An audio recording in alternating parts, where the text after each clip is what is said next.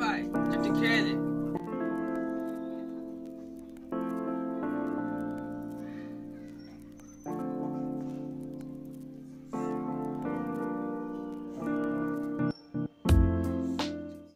চ ভাই তোকে স্কুলে রেখে আসি গে।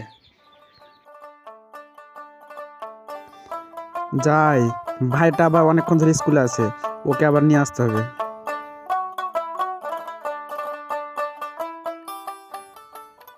কি ভাই, লেখাপড়া ঠিক মতো করলি তো? চ এবার বাড়ি চ।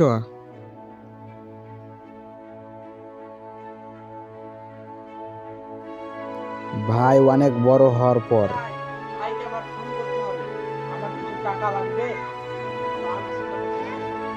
হ্যালো ভাই, ভালো আছো?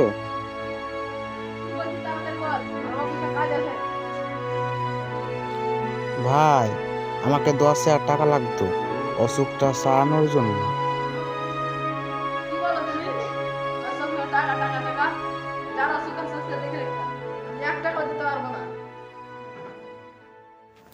ভাই তুই আমার এভাবে কথা বলতে পারলি?